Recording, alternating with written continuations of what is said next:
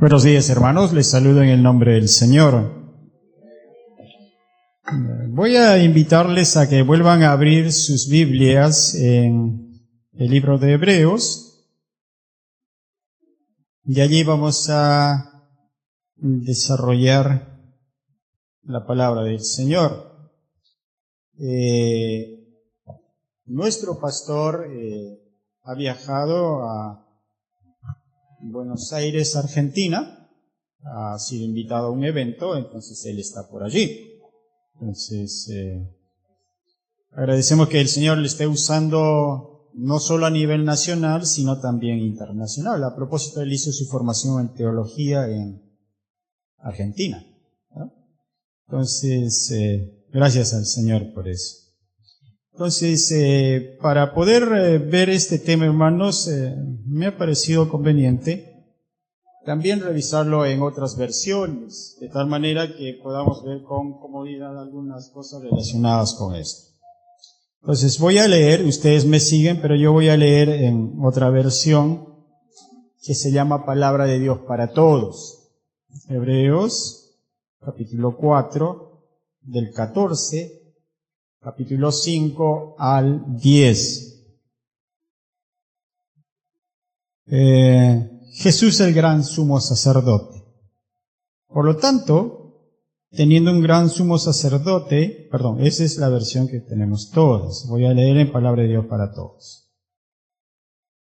Jesús sumo sacerdote nos ayuda. En Jesús, el Hijo de Dios, tenemos un gran sumo sacerdote que ha entrado al cielo. Así que sigamos firmes en la fe que tenemos. Él fue tentado tal como somos tentados nosotros, con la única diferencia que Él nunca cometió pecado. Entonces, acerquémonos con confianza al trono de Dios, que es generoso. Allí recibiremos su compasión y su bondad para ayudarnos cuando lo necesitemos. Todo sumo sacerdote es escogido de entre los hombres. Este sacerdote está encargado de ayudar al pueblo en su servicio a Dios, haciendo ofrendas y sacrificios por los pecados. Él es un hombre débil como los demás. Por eso es comprensivo con los que pecan por ignorancia.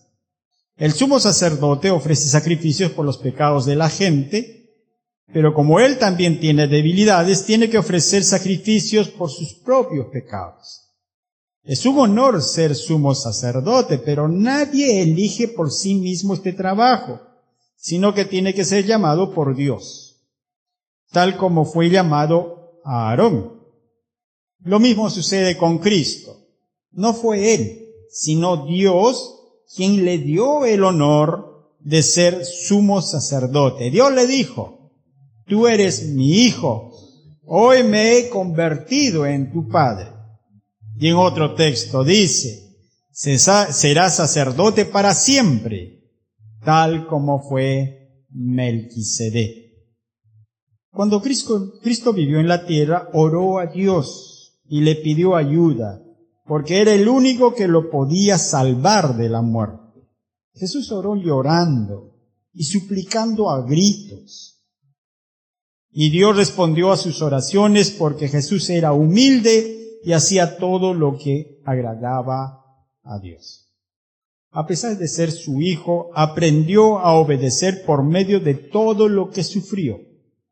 Así que Jesús cumplió con todo lo que tenía que hacer. Por eso, todos los que obedecen pueden tener salvación eterna, y Dios lo nombró sumo sacerdote, tal como hizo con Melquisedec.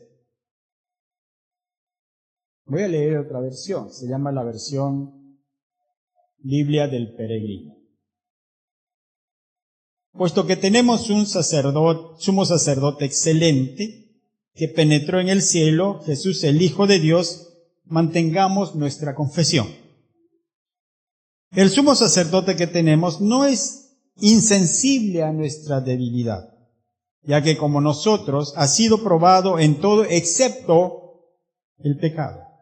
Por tanto, comparezcamos confiados ante el tribunal de la gracia para obtener misericordia y alcanzar la gracia de un auxilio oportuno. Todo sumo sacerdote es elegido entre los hombres y nombrado su representante ante Dios para ofrecer dones y sacrificios por los pecados.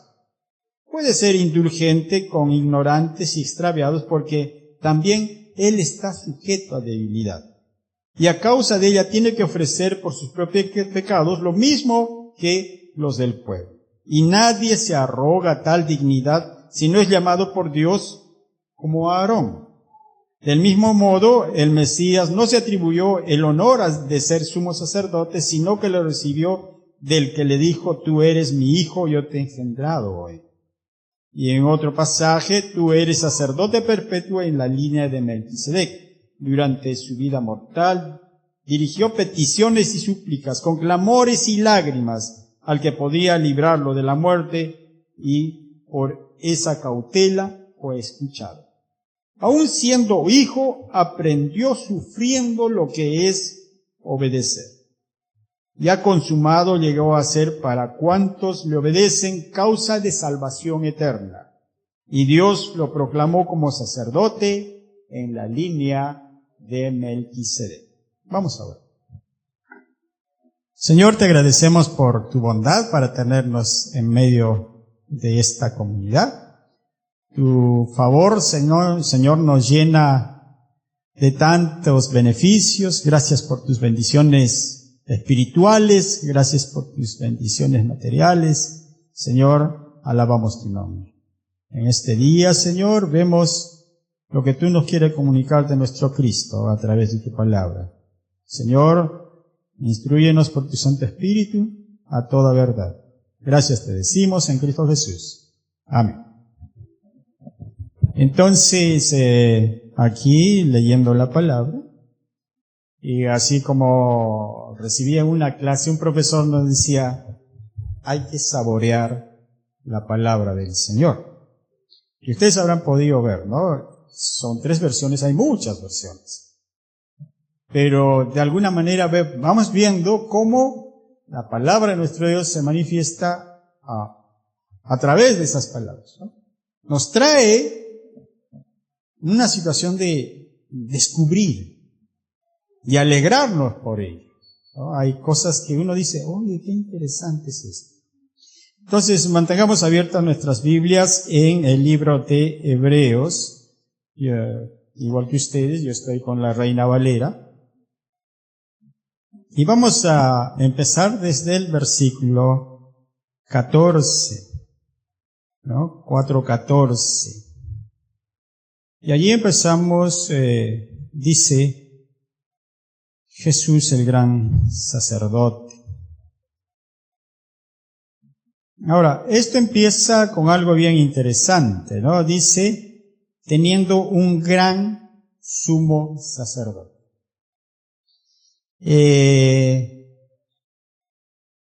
Tenemos a un representante allí. Ya habíamos visto con nuestro pastor respecto al intercesor, hay un solo intercesor, no hay más, lo dice la palabra. Y entonces tenemos acá al gran sumo sacerdote. En el pueblo de Israel, que es, ¿no?, una nación elegida por el Señor, había un sacerdote, un sumo sacerdote, que es el representante, ¿no?, el máximo entre los sacerdotes. Entonces, acá hay una expresión, ¿no? Es el gran sumo sacerdote. Y esto para poner a nuestro Cristo por encima de todo. ¿Ya? Hay una supremacía allí. Eso es lo que trata el libro de Hebreos. La supremacía de nuestro Cristo. Sobre los ángeles, sobre la creación, ¿no? Sobre todo. Y acá encontramos, hermanos, lo que dice a este gran sumo sacerdote. Acá en la versión nos dice que traspasó los cielos. Ahora, ¿qué significa esto de traspasó los cielos? Y nosotros ya tenemos en el libro de los Hechos que se quedaron mirando. ¿A quién? A nuestro Cristo, que iba ascendiendo por las nubes. Entonces nosotros tenemos allí esta expresión de ascender, ¿no? Ir hacia los cielos y una muestra de la glorificación de nuestro Dios. Había muerto por nuestro pecado, resucitado y está yendo hacia los cielos. También dice Jesús, Hijo de Dios. Entonces ahí tenemos tres opciones, ¿no? Tenemos a nuestro Cristo como gran sumo sacerdote, está puesto allí, glorificado porque fue hasta los cielos y es el Hijo.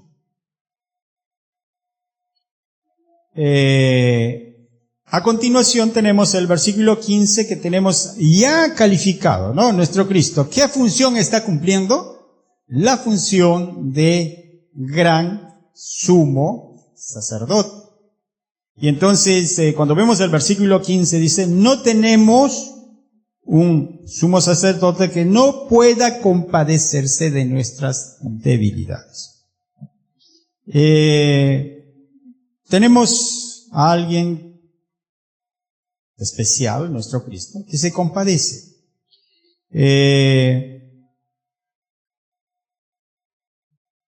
Cuando vemos, hermanos, en el capítulo 2, del versículo 5 al 18, vamos a ver en esa parte la humanidad compasiva de nuestro Cristo. Ahora, cuando vemos la primera parte del 1 al 4:14, vamos a ver la deidad. Ya hemos tratado, ¿no? Esta es una serie que va desarrollando lo primero que hicimos, la deidad de Cristo.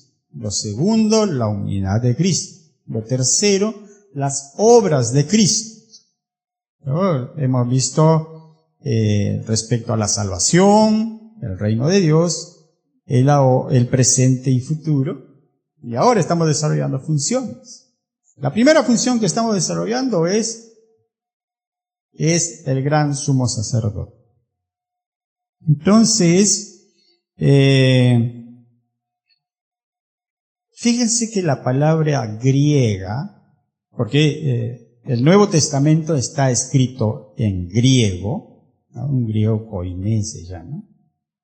Y esta palabra, compadecerse, tiene un significado muy especial. Compadecerse, según esta palabra griega, significa sufrir junto con. No es la forma, creo, en que nosotros nos imaginamos. Nosotros, ¿no? Ay, pobrecito, ¿no? Así a lo lejos. Ah, qué pena.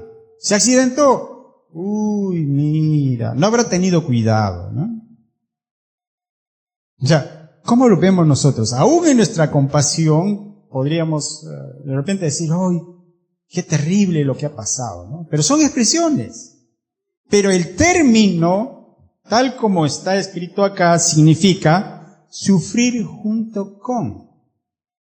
Entonces, por eso tenemos a un Cristo tan cercano, tan próximo a nosotros, que nos entiende en esta fase, ¿no? Se compadece de nosotros.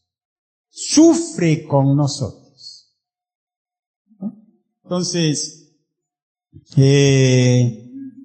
dice el pasaje, se compadece de nuestras debilidades. Nosotros, hermanos, todos estamos marcados desde que Adán cayó con algo que es nuestra naturaleza. O sea, nuestra naturaleza es ser pecador. Es como ponían una comparación, ¿no? Ustedes conocen al jaguar, ¿no? El jaguar, ¿qué tiene? Manchitas. Dice, oye, ese es un jaguar, y se sabe cómo tiene las manchitas, ¿no? Sin manchitas no es jaguar. Hermanos, nosotros, nuestra naturaleza es pecaminosa. La palabra dice, engañoso es el corazón y perverso más que todas las cosas. ¿Quién lo conocerá? Ya, por más que uno quisiera, no, pero si hoy día le he pasado bien. Había un comentario de un familiar que me contaba, ¿no? Una amistad. Una vez llegó ante el padre ahí, ¿no? El padre católico para confesarse. Y ella dijo, a ver, oye, no tengo pecado, no tengo que confesar. Estoy bien. No, ¿cómo se ve eso? Pero nuestro Cristo conoce nuestras debilidades y se compadece por eso. Continuando, dice, sino que uno fue tentado en todo según nuestra semejanza, pero sin pecado. ¿No?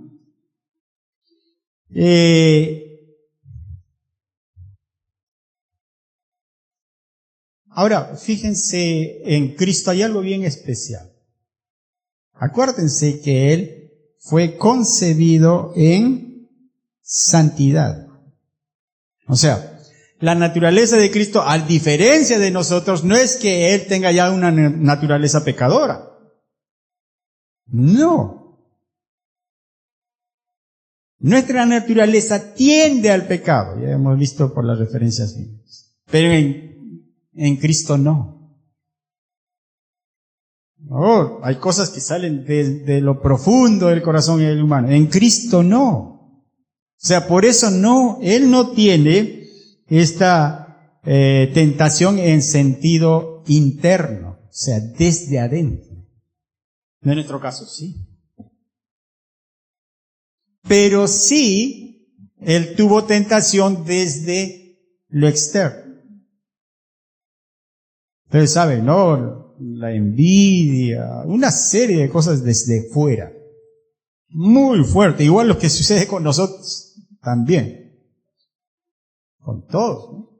Y entonces, el Señor nos entiende porque Él ha pasado. Por eso es que Él, como su naturaleza es santa, no tuvo pecado. Hoy nos entiende nuestro vivir. Ahora, algo bien especial acá cuando vemos el versículo 16. Acerquémonos al trono de la gracia, dice, ¿no? Aquí la versión que tenemos. Hay ocasiones, hermanos, en que uno a veces puede sentirse mal por faltas cometidas, y uno puede sentir que no hay posibilidad de acercarse entre el trono de la gracia. ¿Y quién te está pasando eso? El enemigo, Satanás. O sea, no hay acceso. Sí hay acceso. Porque acá dice el versículo 16, acerquémonos. O sea, hay una iniciativa. Acerquémonos. Confiadamente. Fíjense, acerquémonos confiadamente. ¿Por qué? Porque el tribunal, hermanos, el tribunal que se tiene es un trono, tribunal también, es un trono de gracia. ¿Y qué cosa es gracia? Es un regalo. ¿Y es un regalo que cuesta? No, es gratuito. Entonces, cuando uno va confiadamente, va, hermanos, sin orgullo. No, yo, como les comentaba, yo no tengo pecado, ¿no? No se va con arrogancia, ¿no? Cuando uno va a este lugar de gracia donde se recibe el regalo, se va constantemente. O sea, no es un lugar en que, ya fui, otra vez me equivoqué, ya no voy, no. Constantemente, sin reservas, con confianza, perseverancia para hallar la gracia.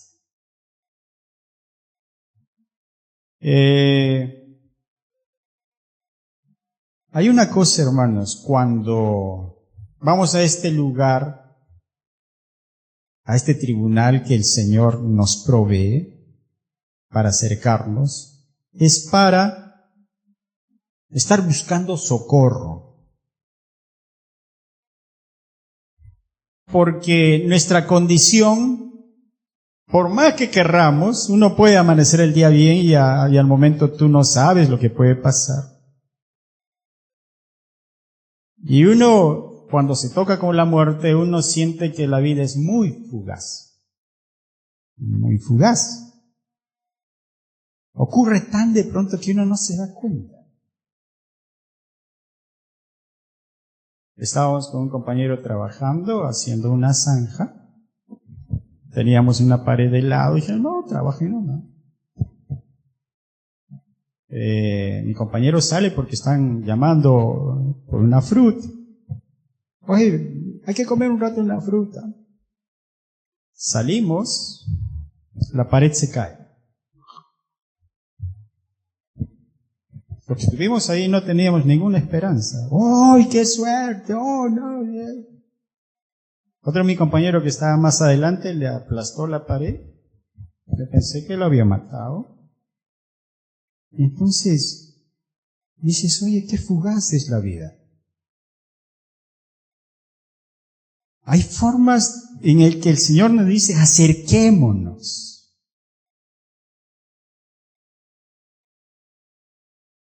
La vez pasada, pues decía, a mi esposa le decía, ¿sabes? Hay que gozar de nuestros tiempos de vida. Hay que disfrutar de la compañía. Hay que disfrutar del diálogo, porque iba caminando y como cualquiera, ¿no? Uno ve la ruta del carro es para un lado, ¿no? Al otro lado era el otro doble sentido. Entonces estoy cruzando la pista, miro a como corresponde, ¿no? Cruzo y uno dice, ¡ay, Señor! ¿no? Yo no voy a esperar que un carro venía en sentido contrario y que apenas, ¿no? Rozó. Entonces, cuando yo reflexionaba y decía esto, acerquémonos ante el trono de gracia, nuestra vida es fugaz. Uno puede estar seguro, a veces sentirse fuerte. No, nuestra vida es fugaz. Cualquiera, sea niño, adulto, adolescente. Cuando somos jóvenes nos sentimos con mucha fuerza, mucho ímpetu. Uno puede todo, pero la muerte no.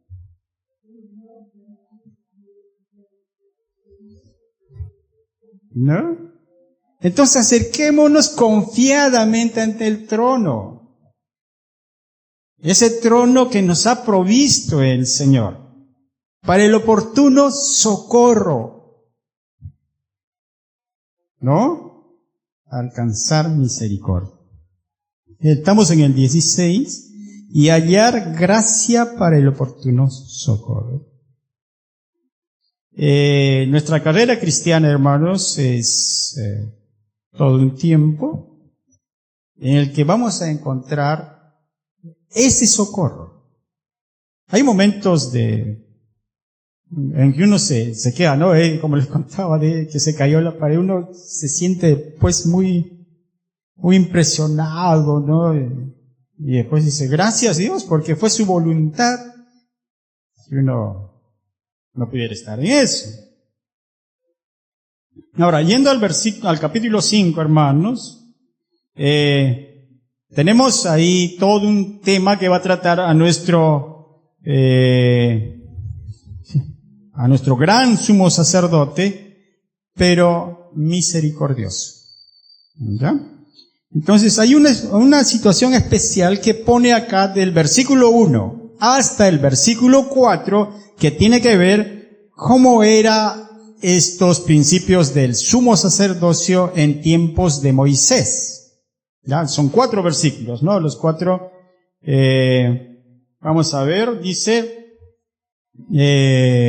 porque todo sumo sacerdote es escogido de entre los hombres y constituido a favor de los hombres ante Dios para que presente ofrendas y sacrificios por los pecados. El versículo 2 dice, Él puede mostrarse paciente con los ignorantes y extraviados, puesto que Él también está rodeado de debilidad, por causa de lo cual debe ofrecer por los pecados tanto por sí mismo como también por el pueblo, y nadie toma para sí esta honra sino es que es llamado por Dios como lo fue Aarón.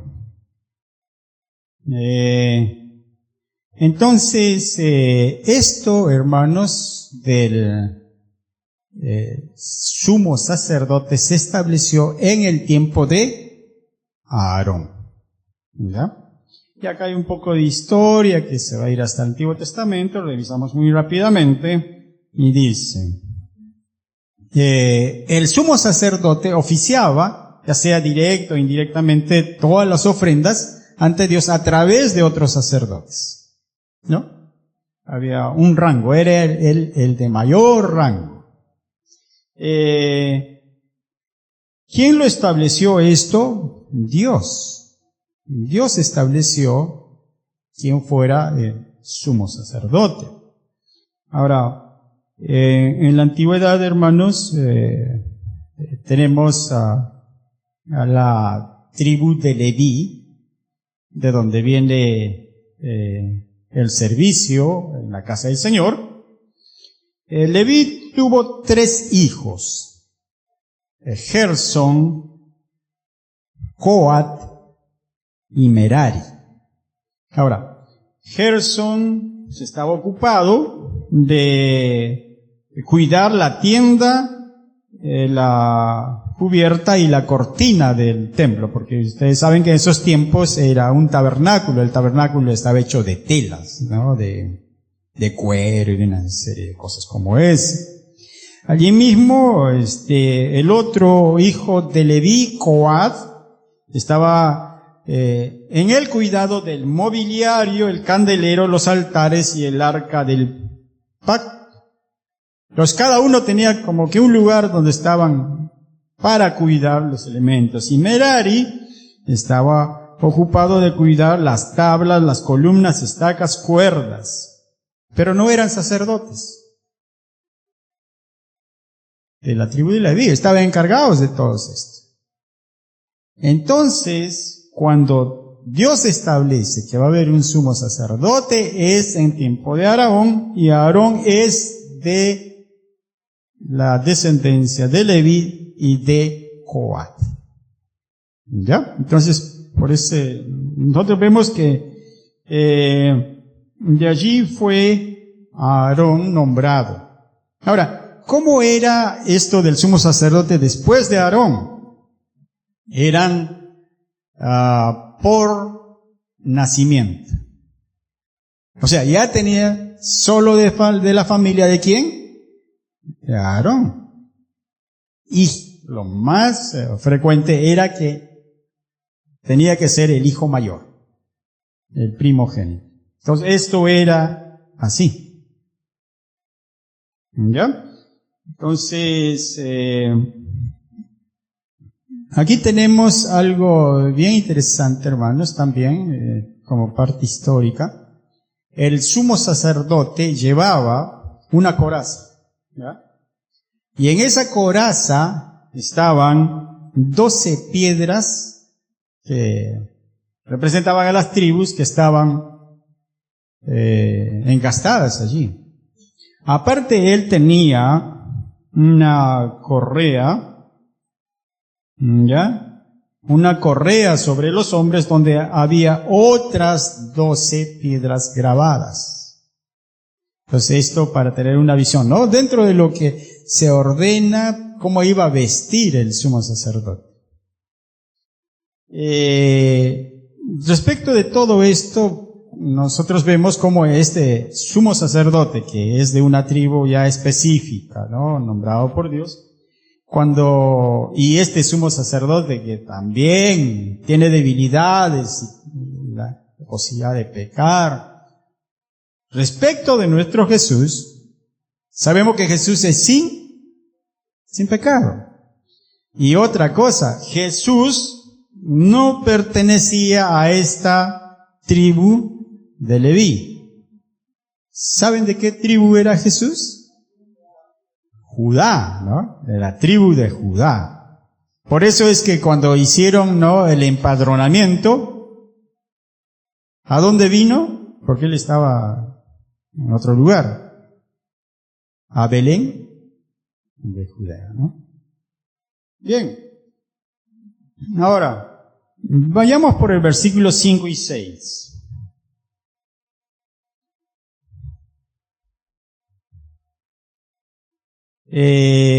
Dice, por eso tampoco Cristo se glorificó a sí mismo haciéndose sumo sacerdote, sino que fue Dios quien le dijo, tú eres mi hijo, yo te he engendrado hoy. Como también dice en otro lugar, tú eres sacerdote para siempre, según el orden de Melquisedec. Y vamos a abrir nuestras Biblias para ver cómo está, dice escrito, ¿no? Ahí dice escrito. En otro lugar, Salmos. Salmo capítulo 2, en Salmo capítulo 2,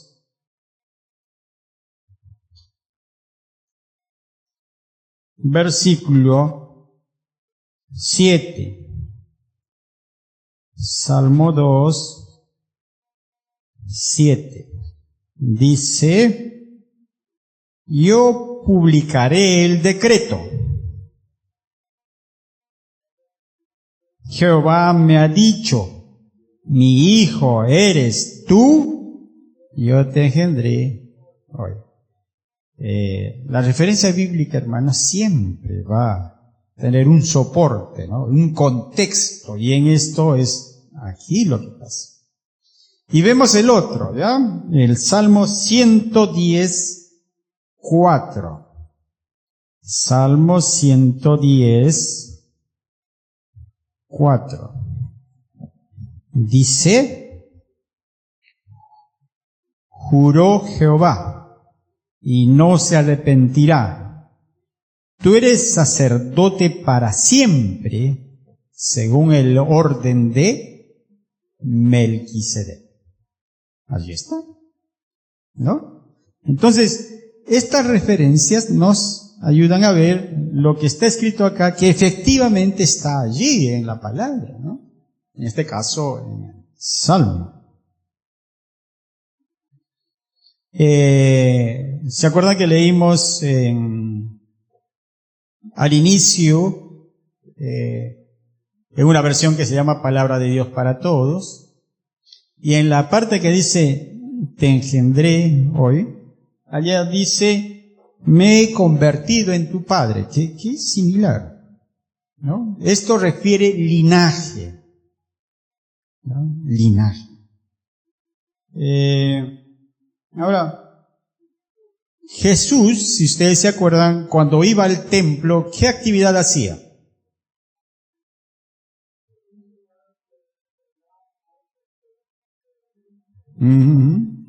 Ya, eso cuando fue adolescente, ¿no? Fue al templo de Jerusalén y se puso a conversar con los doctores de la ley. Entonces ahí todavía no está cumpliendo ninguna actividad, ¿no? Pero él iba a la sinagoga, como era su costumbre, dice, no es que no iba, sino era su costumbre ir a la sinagoga. ¿Y qué hacía él? Como hacían la mayoría de los varones que ya eran mayores de 12 años, ellos leían la palabra. ¿Ya? Entonces, eso era una de las actividades, pero él no desarrollaba esta actividad del sacerdocio. O sea, no tenía una actividad, un ministerio especial en el templo. Entonces, no. Entonces, por eso, en esta parte podemos ver cómo Dios lo nombra. No otro. No lo nombra. No es porque ha sido elegido. No. No, le llaman rabí, pero no sacerdote. Claro. Y otra cosa, hermanos, que es muy interesante, esto respecto a lo que estamos viendo aquí, en el versículo 5 y 6, sobre todo el 5, donde dice, tú eres mi hijo, yo te engendré hoy. Yo te engendré hoy, según una referencia, indica que esto se refiere a la resurrección de Jesús. ¿Por qué? Porque allí, en la resurrección, asumió por completo el rol de sumo sacerdote. Claro, porque hasta ese tiempo todavía no. Acuérdense que cuando nuestro pastor disertaba respecto a que Él es nuestro intercesor, el único, cuando estaba con sus discípulos, Él les iba haciendo la referencia de lo que iban a pasar en el tiempo, ¿no? Ellos muy angustiados, los discípulos. Entonces, Jesús allí le dice, y todo lo que pidieres a mi Padre, en mi nombre, ¿ya? Ahora, cuando resucita esto se hace pleno,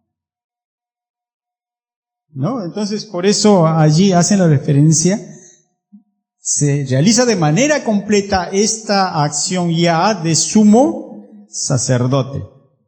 Esta acción está totalmente perfeccionada. Y algo más, hermanos, que referir que el sacerdocio de Melquisedec, según la referencia que tenemos allí, es para siempre. A diferencia del sacerdocio que hacía Aarón, ¿no? Eso iba de hijo en hijo, y si algún hijo se equivocaba, sacaban a ese hijo, entraba otro y así, ¿no? Ahora, vamos a ver versículos 7 y 8. Dice, y Cristo en los días de su vida terrena ofreció ruegos y súplicas con gran clamor y lágrimas al que lo podía librar de la muerte, y fue oído a causa de su temor reverente. Aunque era hijo a través del sufrimiento, aprendió lo que es la obediencia. Hermanos, una referencia que nosotros tenemos respecto de esto es muy probable, es que sea la agonía en el huerto de Getsemaní. Hasta ahora creo que para todos será muy difícil entender que por ese sufrimiento, ¿no?, caían, dice, grandes gotas de sangre. O sea, había un esfuerzo muy grande. Ahora, las expresiones que allí sucede con nuestro Cristo es que Él tuvo que luchar por la dificultad de la obediencia. ¿Qué dijo nuestro Señor? Si fuera de mí, pase esta. Pero Él tenía que obedecer. ¿Cuál era la voluntad del Padre? Tenía que tomar de la copa. Ahora, Él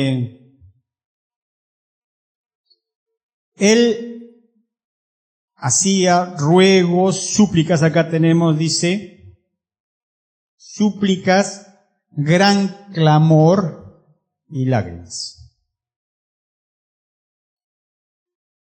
Yo creo que muchos en algún momento nos hemos sentido con esta forma, y aún así no entenderíamos a nuestro Cristo. Fíjense, ruegos, súplicas, gran clamor, lágrimas. Otra vez. Ruegos, súplicas, gran clamor y lágrimas. Tenemos a alguien que en esa situación tan difícil está pidiendo a Dios. Perdone que ponga el ejemplo, pero En una ocasión estaba yo en el trabajo y no había forma, solo decía, Dios, que mi esposa no tenga cáncer. Con toda la angustia, con todo el sufrimiento, porque ella tenía un problema que iba creciendo, que le iban a operar, que le iban a hacer una biopsia con probable cáncer, con toda la angustia, ¿no? Pero ni aún podíamos así entender a nuestro Cristo. ¿Por qué? Nuestro Cristo, según dice acá, lágrimas, gran clamor. ¿Qué cosa es gran clamor? Gritos, gritos. ¿Cómo es cuando nosotros estamos, no, en una situación grave y lágrimas? ¿Qué son? Lágrimas así, lagrimitas. Es unas lágrimas extrema, es llorar en una situación. Y está nuestro Cristo así, ¿no?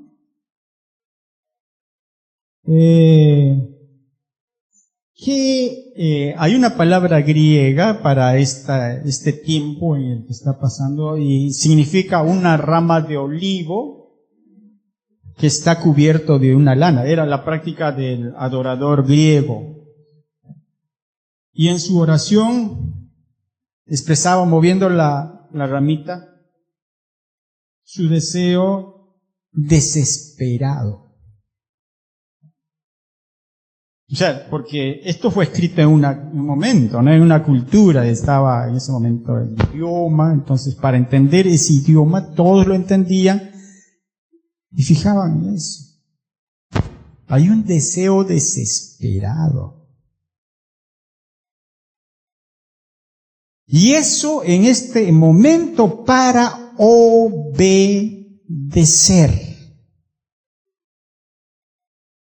Nuestro Cristo tenía que obedecer. Y por eso dice acá, ¿no? Aprendió. Uno se pone a pensar, pero Cristo aprendió. Sí, aprendió obedeciendo con todas esas situaciones emocionales, hermanos, como habíamos visto, ¿no? Ruegos, súplicas, gritos, lágrimas. A veces cuando nosotros vemos las películas no hemos podido ver eso, ¿no? Vemos según las películas, ahí está, ¿no? Como que jadeando, ya, pero la expresión bíblica es mucho más. Es más que eso.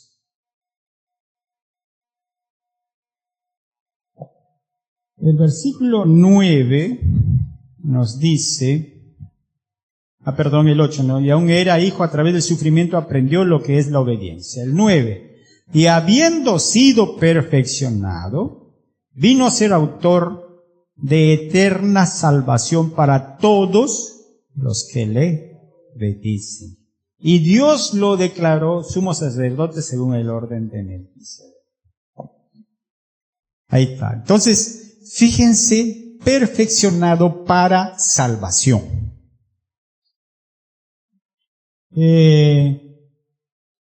Esta salvación viene para todos los que obedecen. Ya sabemos, ¿no? Podemos ir a este trono de gracia donde vamos a tener oportuno socorro. Y tenemos a un Cristo que aprendió obedeciendo y que esta salvación es para todos los que obedecen. Para todos. No hay excepción. Una cosa, hay que obedecer.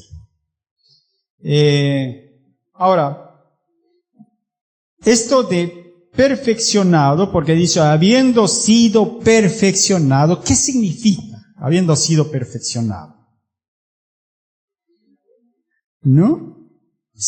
O sea, aprendió mediante el obedecer. Perfeccionado. Perfeccionado para salvación. O sea, Cuando uno decimos perfeccionado, hay una forma que podemos decir, ha quedado calificado. Es como los que rinden examen, ¿no? Terminan su examen, ¿qué tal? Bien, ¿no? Ha quedado usted calificado como maestro, ¿no? Ha quedado calificado como docente, entonces ya tiene un rango, ¿no?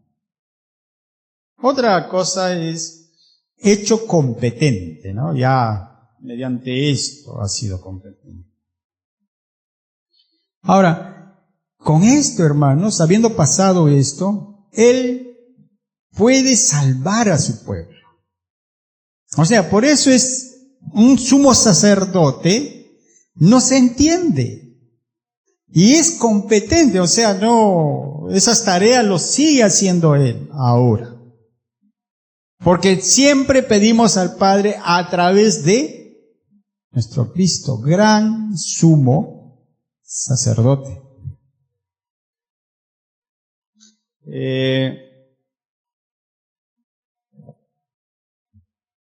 el tiempo en que en Perú se desarrollaba la cultura inca, también había un sumo sacerdote.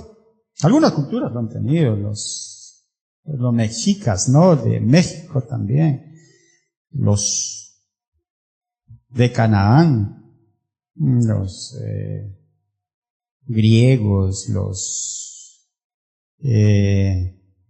egipcios. Pero a diferencia de cómo está desarrollado aquí este gran sumo sacerdote, pues no tiene nada que ver con nuestro Cristo. Y cuando desarrollamos a nuestro Cristo tenemos la referencia del sumo sacerdote del pueblo de Israel, ¿no? Vamos a pasar a la otra referencia bíblica, hermanos, en Colosenses. Pues acá hemos desarrollado, ¿no?, mientras buscamos la referencia, a este gran sumo sacerdote que se compadece de nosotros, o sea, sufre con nosotros, que está totalmente calificado para llevar nuestra condición ante Dios. Y en ese tribunal de gracia, ahí no se condena. Eso es lo más extraordinario. No se condena. Si uno va obediente, ¿no?, en la salvación del Cristo, cualquiera sea nuestra condición, vamos a ser perdonados, vamos a ser limpiados, vamos a tener la gracia de Dios, ese regalo de Dios. Colosenses capítulo 1, tenemos Colosenses capítulo 1, lo vemos del versículo 18 al 24. Hay que tener en cuenta, hermanos, que esta referencia ya la hemos usado para la divinidad de Cristo, para la humanidad de Cristo. Y estamos allí.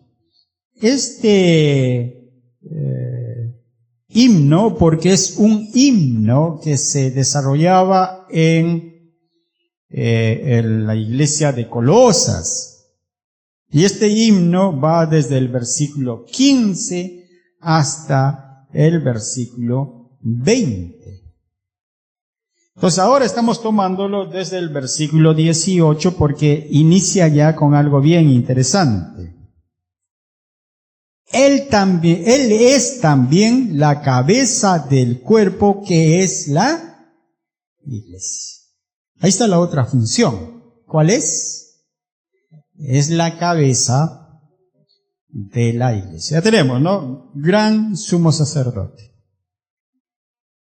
Es a diferencia de intercesor, ¿no? Ya hemos visto con nuestros pastores. En esta vemos que Él es también la cabeza del cuerpo, que es la iglesia. Y Él es el principio, el primogénito de entre los muertos, para que en todo tenga la preeminencia. Acá lo que estamos viendo, hermanos, en esta tarea va desarrollando toda una serie de elementos para poder fijar esto, ¿no? Que Él es la cabeza del cuerpo de Cristo. Veamos. El primogénito. Cuando hablamos de primogénito es primero. Entonces, es el primogénito de toda creación. También es el primogénito de la muerte, porque Él al morir resucitó, o sea, es esa situación especial, ¿no? Porque Dios lo había permitido así. Y ahora, el versículo 19, algo que es muy importante, hermanos, porque al Padre agradó que en Él habitara toda la plenitud. Cuando hablamos, hermanos, de plenitud, es la presencia de Dios en Cristo. Pleno, total, ¿no? Entonces, y además esta palabra tiene un sentido más amplio porque significa habitar para siempre. O sea, no es un momentito, no, es Dios en un momento, no. Es de manera total y para siempre.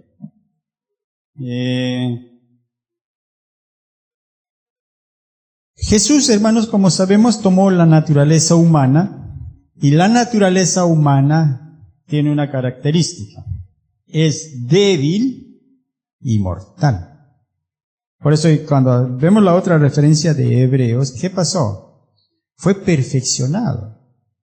Porque ya, así como vimos, ¿no? Cuando Él es llevado a la crucifixión, es muerto, resucita y después come con sus discípulos, porque Él prepara el alimento, les está esperando y come, ¿no? Pero ya su cuerpo es diferente. Es un cuerpo glorificado. Es un cuerpo transformado. Entonces tenemos allí que en Jesús, con esta resurrección, tenemos la esperanza en la promesa del Evangelio, hermanos. En esta iglesia que somos, hay esperanza. Porque tenemos a un Cristo que dentro de esta iglesia es la cabeza.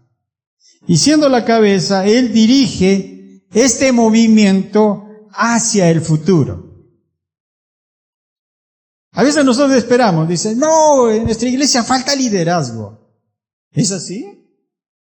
No, es de cada uno, porque acá nosotros vemos que nuestro Cristo es la cabeza de este cuerpo en el que cada uno cumple una función, porque Cristo nos da el valor, dado a cada uno, a todos nos ha dado. La parábola dice que Él dio talentos, ¿no? A uno les dio más 5, a otros 2 y a otro 1. Pero ocurre que a veces, todos hemos recibido, hermanos, pero ocurre que a veces alguno dice, no. ¿Y qué hizo este que recibió un talento? Porque los talentos hay que usarlos, hay que hacerlos útil. ¿Qué hizo? Lo enterró. Y cuando vino el Señor, ¿dónde están sus talentos? El de 5 dijo, 5 más, Señor, acá están. El de 2 talentos, Señor, acá tengo otros 2 más. Bueno, hubo formas en que ellos produjeron más. Y el que tenía 1, ¿dónde está? Señor, sé que eres correcto.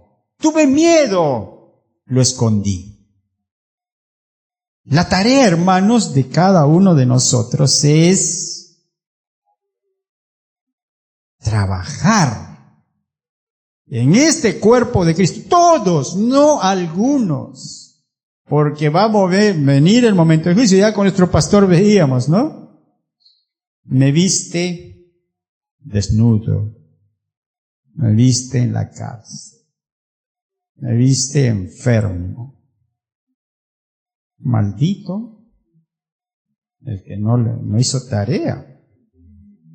Hay tanta tarea, hermanos. ¿Quién dirige esto? Ya vemos, la cabeza. ¿Quién es? Cristo. Nosotros lo vemos caminando porque Él es un trabajador de zona rural. Él trabajó por todas las zonas rurales. A diferencia de Pablo, que está escribiendo esta carta a los colosenses, ¿no? Que él fue un trabajador, pero ya en ciudades, él era de ciudad, un citadino. Y nosotros encontramos a nuestro Cristo trayendo ¿qué cosa? Bienestar. ¿Qué tipo de bienestar? Salud, ¿no? He traído, dice, el año de libertad. Vista para los ciegos. Hermanos, bastaba con que alguien tocara su manto. Nada más. Porque Cristo estaba caminando.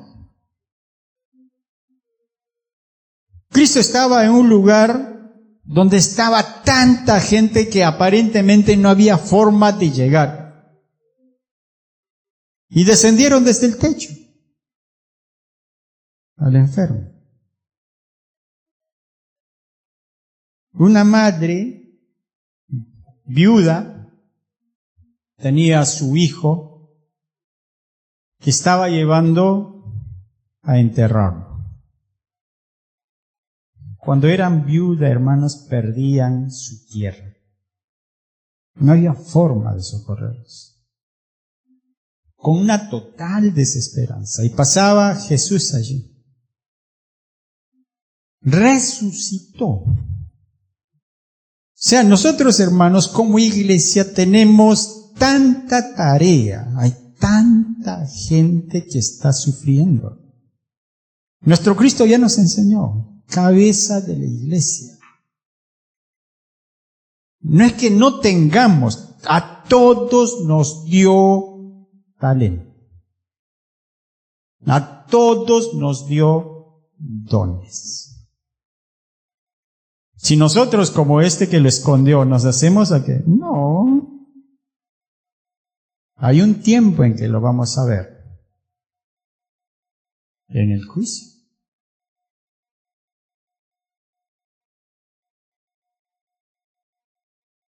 Nos queda, hermanos, predicar el Evangelio. Fíjense lo que dice acá, estamos en Colosenses 1:18 al 25. Dice, versículo 20, y por medio de él reconciliar consigo todas las cosas, así las que están en la tierra como las que están en los cielos, haciendo la paz mediante la sangre de su cruz.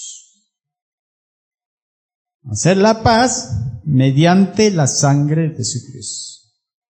En estos tiempos, hermanos, en que mucho se escucha de guerra, es una pena, hermanos, que a diario, jóvenes con una posibilidad de vida grande, están muriendo. Cada vez Rusia usa armas mucho más poderosas. Los países de Europa envían armas a Ucrania y todos los días mueren jóvenes. Todos los días hay muchas viudas, muchos huérfanos. ¿Nosotros qué llevamos? ¿Llevamos un evangelio de guerra? No. Un evangelio de paz. Eso dice la palabra, ¿no? Un evangelio de paz. No, y cada vez, no, así como ustedes habrán visto en la calle, cuando hay muchachitos que no se desafían a poder pelear. Uno ve lo que va sucediendo en este entorno geopolítico, en que Europa va cada vez aumentando armas más potentes para poder atacar Rusia. Rusia va amenazando, voy a usar armas atómicas. Nada. ¿No? Los poderosos van usando a la gente, ¿no? ¿Quiénes mueren en esos campos? Hermanos, hermosos campos para el sembrío. De allí de donde sale el trigo, un buen trigo. Ahora totalmente agujereado porque ha caído tanta bomba. Hay pueblos, hermanos, que lo destruyen totalmente, los edificios desaparecen. Tanto esfuerzo de la gente por construir y lo desaparecen. Puro bombardeo.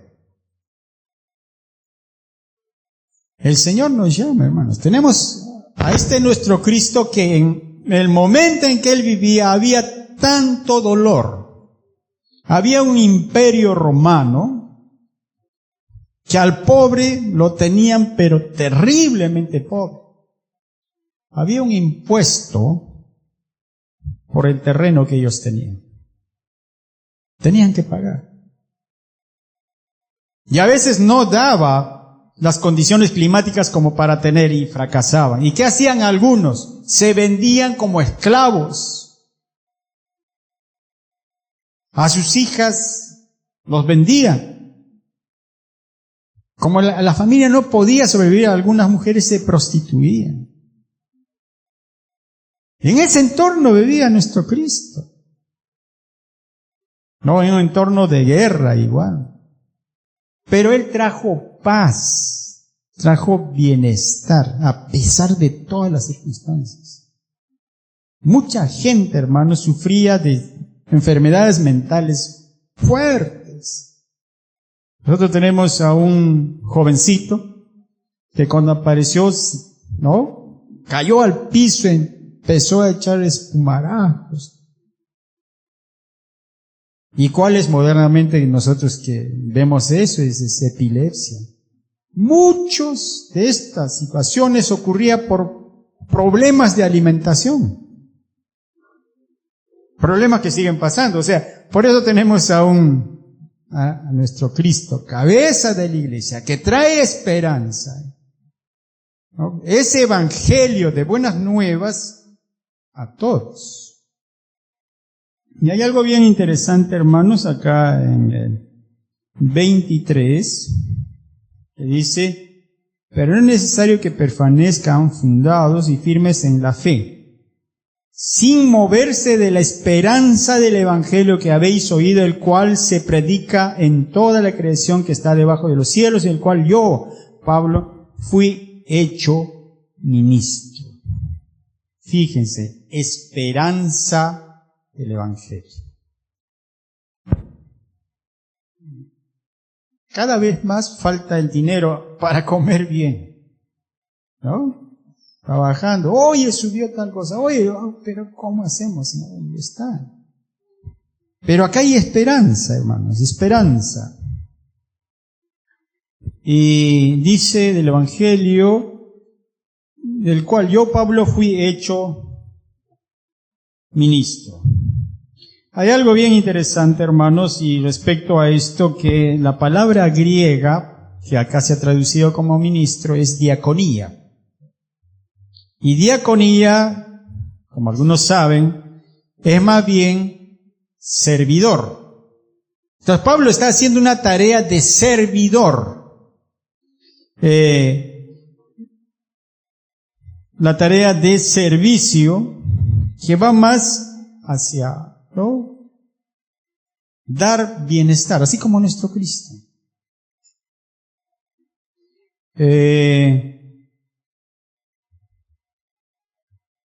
Cuando vemos el versículo 21, para poder tomarle una situación bien interesante a esto, hermanos, dice, también a vosotros que en otro tiempo eran extraños y enemigos por vuestros pensamientos y por vuestras malas obras, ahora os ha reconciliado.